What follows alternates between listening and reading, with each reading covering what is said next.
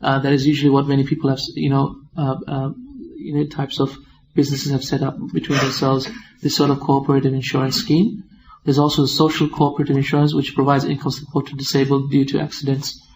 This is also, like for example in Australia, we have a TAC.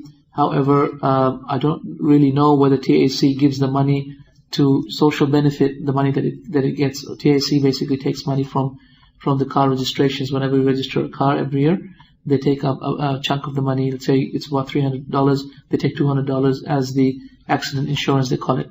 This is not the third-party insurance. This is the accident insurance. Okay, so they take this insurance. What do they do with it? This is a social cooperative thing. Whenever people have an accident, obviously the cost of the accident, the injury cost of the third party in his car, that a third party will have to pay for it. But what about for the medical cost for the person who has been injured? Person who has been injured in the accident, whether it be you or the other person. Medical costs, income support. Just wake up the brother up, please. Medical costs, income support. All of this is looked after this TAC. So they'll continue on providing income support until you are cured, or until the rest of your life, until you are better, until you die, basically. So this sort of insurance is halal, inshallah. Why is it halal? Because they are helping you, and the agreement is that they will be helping you, and the extra money that is left off, they're not benefiting from it, no one's benefiting from it, the society benefits from it. Okay, so it just goes on to benefit everyone else who has an accident, etc., etc., or to improving road safety, or to improving, traffic awareness, etc., etc., etc. This is cooperative insurance, right? Another type of insurance is Medicare insurance. Now, the Medicare insurance as well is a halal insurance, wherein the money comes into Medicare. I don't know if you have that in this country. Money comes into Medicare, and the money goes to helping each and everyone, whoever is sick, and then the rest of the money goes on for social benefit, but does not benefit a single entity. It doesn't benefit a particular businessman, for example. Okay, this is the fiqh of the Medicare insurance. Then you have the family insurances, which, for example, a lot of families set up in Saudi, for example. Because in Saudi Arabia, mashallah, Muslims, they have large families. What they do is every working member of the family puts in, let's say, £100 each month, with the condition that that money goes to help anyone who's in need of that family.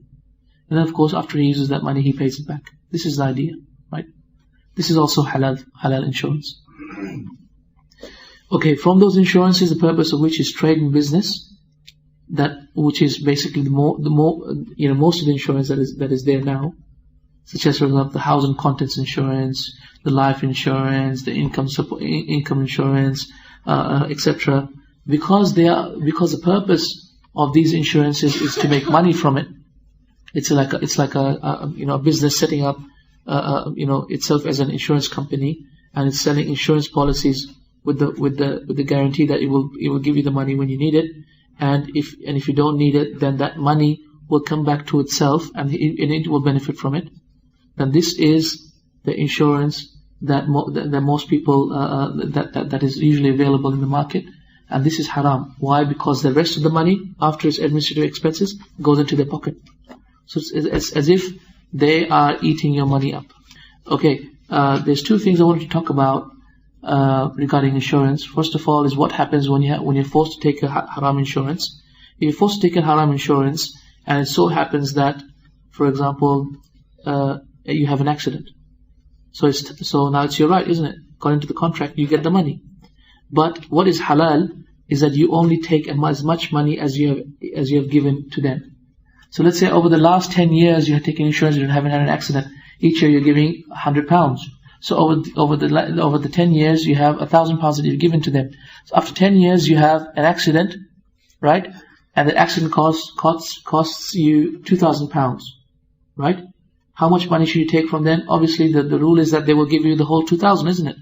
But no, you should only take 1,000 of that money, and the rest you pay from your pocket. So that they end up doing dhulm to you, but you don't do dhulm to them. Okay? They end up causing difficulty to you, but you don't cause difficulty to them. Do you understand the principle, guys? because you're only taking back what you gave them. You're not taking back any more. Another one last thing that I want to talk about was the fact that that we Muslims sometimes we take our fiqh from the kuffar, which is incorrect. We take our fiqh from non-Muslims. So whenever they call something insurance, we say, okay, that's insurance. And whenever they call something buying and selling, we say, okay, that's buying and selling. No, rather we don't look at these terms that the non-Muslims provide. Rather we look at the reality of the contract and we figure out whether it's halal or haram, looking at the reality of the contract. An example of this is this RSCV insurance that is available. Okay, I don't know if you have this insurance here, which is called a car. You know, when the car breaks down, what do you call it here, guys? RSC. Okay, we have RSCV in Australia. Okay, RSC thing. Okay, let me explain to you how it is in Australia, so if you can have an idea. RSC insurance, RSCV insurance in Australia, Royal Automobile Association of Victoria, basically a corporation of Victoria. What it basically says is that you take out a policy with us, about £100 a year, and what we'll do is that every time your car breaks down in the year, anytime it breaks down, no matter what, wherever it breaks down, we'll send one of our guys to fix your car up, and so that you can get on your way. This is the insurance, isn't it? This is what they call the insurance. Is this the same here as well? Yeah. This is halal. Why is this halal? This is not the same as the other one. Why is it not the same as the other one? Let me give you another example to explain how you can understand this example. Gym membership. You guys taken gym memberships ever? Right. How many times have you ended up using the gym? Once perhaps? Perhaps even never, perhaps even, huh? Okay, you take out the gym membership, and the membership is for 1 month, 1 year, for example. Each month you pay £100, £1,000, £1,200. You pay for the whole year, and with the condition that you can use the gym whenever you want, as many times as you want. So if you don't end up using the gym, is your money haram? No, because it is a guarantee of providing the service in that time period. Another example. You take out a prepaid mobile card.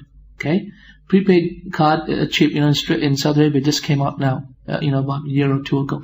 Now it says the conditions are like this: you can take the chip now, and you have to pay 100 riyals or 200 riyals to buy the chip, and the money and the credits it'll give you is about 100 riyals worth of credits, and that will run out after 1 month.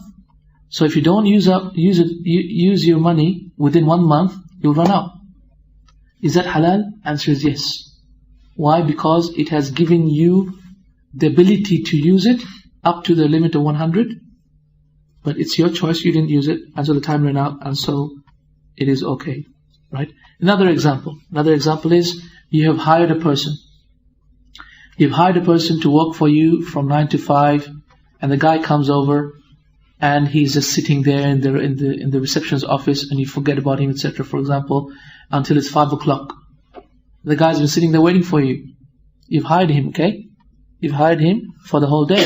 So you come to him at 5 o'clock and say, hey, guy, hey, what are you doing here? I said, hey, you hired me. So, oh my God, I forgot. And then so he knows his fiqh, and he said, but you still owe me money. He said, why? Because I have been waiting here for you, and I have made myself available for you. Even though you didn't use me, you still have to pay me money because of that. That is true. That's Islamic. That's Islamic. So look at all these examples. And we go back to the RSCV example now. You have RSCV example. I do not wish to talk about the RSC scheme here, because obviously I have not gone through it. So, but I'll talk about the Australian one because I have gone through it. So the RSCV one, it has given you the ability for help for 1 year, with the with the fact that you're paying £100 each month. So because of that, even though your car will not break down, right, then it is still halal.